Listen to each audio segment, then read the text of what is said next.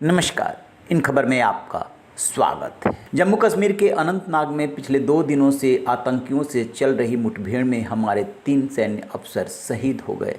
Colonel Manpreet Singh, major आशीष धौंचक और DSP Humayun Bhatt. आशीष धौंचक पानीपत के गांव बिझौल के रहने वाले हैं। परिवार में माता पिता के अलावा पत्नी और 2 साल की एक बेटी है। अभी तक उनका परिवार पानीपत सेक्टर 7 में किराए के मकान में रहता है। उन्होंने पिछले दिनों ही टीडीआई में अपना प्लॉट लेकर मकान का निर्माण कराया था और मेजर आशीष के जन्मदिन 23 अक्टूबर को गृह प्रवेश होने वाला था, लेकिन उससे पहले ही मेजर आशीष धौंचक देश के लिए हो गए शहीद। आज उनका पार्थिव शरीर जैसे ही नए घर पर पहुंचा, मानो आसमान भी रो पड़ा। परिजन और आसपास के लोग तो रो ही रहे थे। सबसे पहले ये वीडियो देखिए।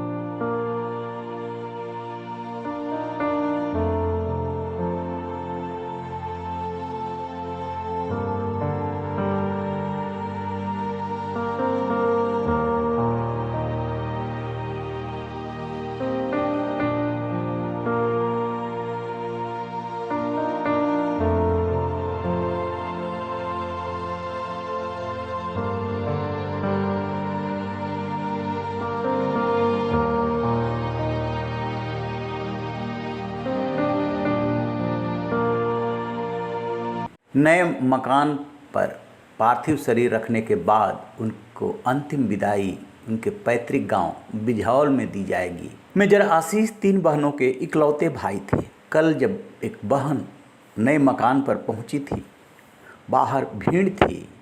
जैसे ही वो मकान में घुसने की कोशिश कर रही थी, तभी बेहोश होकर के गेट पर गिर पड़ी।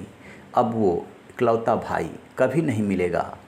किसके हाथ पर राखी बांधूंगी।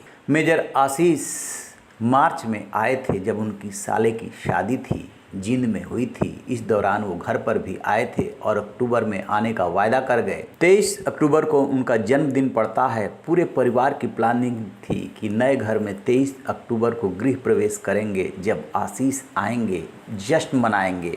लेकिन किसी को क्या पता था कि किस्मत को कुछ और मंजूर है। आशीष धौंचक के लिए मानो कुदरत ने पहले ही कुछ लिख रखा था और वो देश के लिए शहीद हो गए। लेकिन उस पत्नी को, उस बेटी को, उन 3 बहनों को, माता पिता को कौन और कैसे समझाए कि नियति को यही मंजूर था।